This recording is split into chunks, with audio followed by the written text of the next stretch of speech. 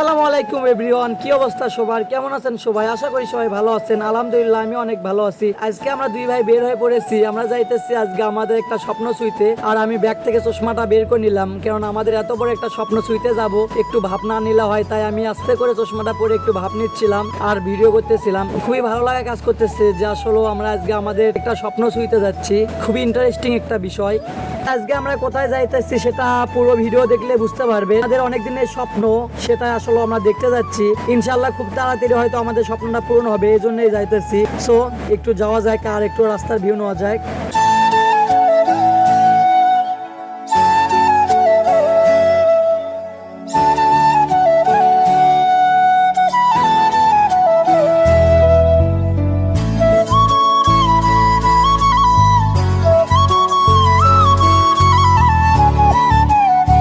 ফার্স্টে আমি চলে আসলাম সুজুকি বাইক কর্নারে। আর এখানে আসার মূল উদ্দেশ্য হলো আমরা আজকে নির্ধারণ করব কোন বাইকটা নেওয়া যায়, কেননা ভাইয়া বারবার বলতেছিল একটা ভালো মানের বাইক কেনার জন্য।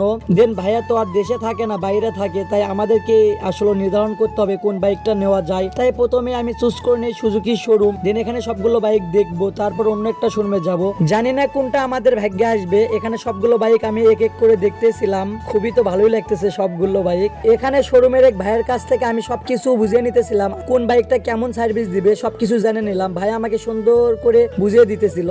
দেখতে দেখতে আমি একটা বাইকের উপরে উঠিয়ে গেলাম। এটা হচ্ছে সুজুকি এপাই এবিএস। এই বাইকটা আমার কাছে ভালোই লাগতেছিল আর হালকা ভাবে একটা ভাব নিয়ে নিলাম, খুব সুন্দর দেখায়। যাই হোক, এই বাইকের লুকিংটা আমার কাছে অনেক ভালো লাগতেছে। এরপর চোখ পড়ে যায় আমার এসএফ এর উপর, আর ওটার উপরে উঠিয়ে পড়লাম। এরপর এটার উপরেও হালকা ভাবে একটা ভাব নিয়ে নিলাম, আর আমার কাছে এটার লুকিংটা অনেক ভালোই মনে হচ্ছিল। আর এদিকে জুয়েল আবার উঠিয়ে পড়লো, ও দেখতেছে আসলে কেমন দেখায়। ও মা, ও দেখি একটা ভাব নিতেছে। যাই হোক, খুবই ভালো লাগলো এই বাইকটা। জানি না কোনটা আসবে।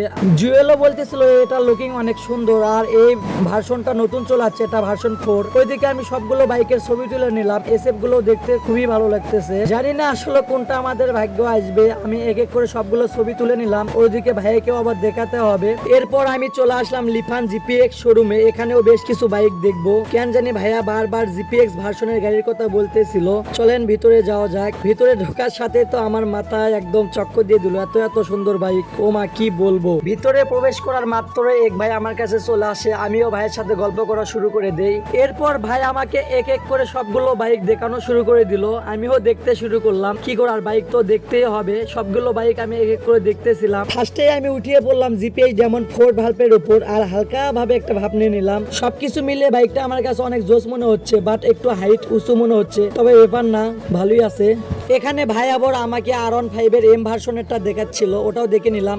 ওইখানে জুয়েল আবার জিপিএস যেমন হলুদ কালারটা দেখতেছিল। সবগুলো গাড়ি ভাই আমাকে সুন্দর করে দেখিয়ে দিল। এখন ভাইয়ের কাছ থেকে আমি কিছু পরামর্শ নিতেছি, কোন গাড়িটা নিলে আসলে বেস্ট হবে, কোন গাড়ির কি রকম সার্ভিস দিবে। ভাই আমাকে সুন্দর করে বুঝিয়ে দিল। তো সবকিছু মিলে ভাইয়ের ব্যবহারটা আমার কাছে অনেক ভালো লাগলো। এখানে আমি আবার 2 ভাল্পের জিপিএস যেমনটা দেখতেছিলাম। জুয়েলও আবার উঠিয়ে দেখলো যে এটাতে আসলে কেমন ফিল পাওয়া যায়। সবকিছু মিলে ওর কাছে অনেকটাই ভালো লাগছে এই গাড়িটা। অন্যদিকে আমার আবার চোখ পড়ে যায় GXR এর উপর, ওটাও আমি দেখে নিলাম আসলে কেমন। গাড়িটা আমার কাছে খুব স্মুথলি মনে হচ্ছিল।